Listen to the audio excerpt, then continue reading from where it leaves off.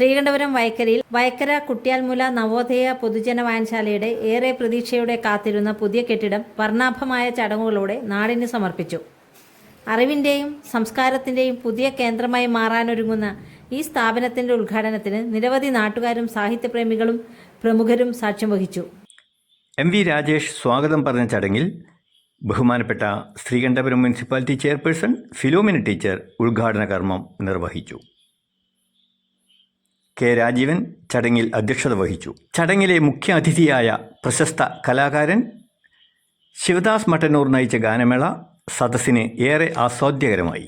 Programme coordinator Priyesh K V, Rineesh K പരിപാടിക്ക് നന്ദി പ്രകാശിപ്പിക്കുകയും പുതിയ ലൈബ്രറിയുടെ വിഭവങ്ങൾ സജീവമായും ഫലപ്രദമായും ഉപയോഗപ്പെടുത്താൻ ദേശവാസികളോട് അഭ്യർത്ഥിക്കുകയും ചെയ്തു.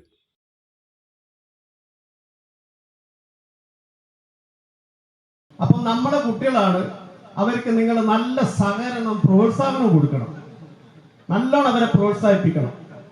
അതിൽ ചിലപ്പോൾ മമ്മൂട്ടി ഉണ്ടാവും, വാണി വിശ്വനാഥ് ഉണ്ടാവും, മഞ്ജു വാര്യർ ഉണ്ടാവും. അപ്പോൾ നിങ്ങളെ പ്രോത്സാഹനമാണ് കുട്ടിക്ക് കൊടുക്കേണ്ടത്. വായനയായിരിക്കണം നമ്മുടെ ലഹരി. അങ്ങനെ ആ ലഹരി പറന്നു പിടിക്കട്ടെ, മറ്റേ ലഹരിയിൽ നമുക്ക് ഒഴിവായിക്കളയാം. ഇപ്പൊ കുട്ടികൾ അതാണ്, എവിടെ പോയാലും കുട്ടികൾ ലഹരി, ചെറിയ കുട്ടികളെ ലഹരിക്ക് അടിമയായി പോകുന്ന പറയുന്നത്.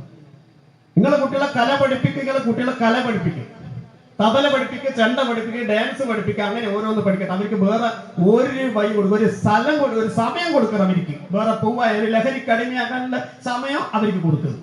അങ്ങനെ പോയി കഴിഞ്ഞാൽ അവർ ലഹരിക്ക് അടിമയാവില്ല. അതുപോലെ ഇവിടുത്തെ വായനശാലയിൽ വന്നിട്ട് പുസ്തകം എടുക്കാൻ പറയണം, വായിക്കാൻ പറയണം. അങ്ങനെ ആകുമ്പോൾ ആ ടൈം അങ്ങനെ പോയി കിട്ടും. വെറുതെ ടൈം കുട്ടിക്ക് കൊടുക്കാണ്ടിരിക്കുക.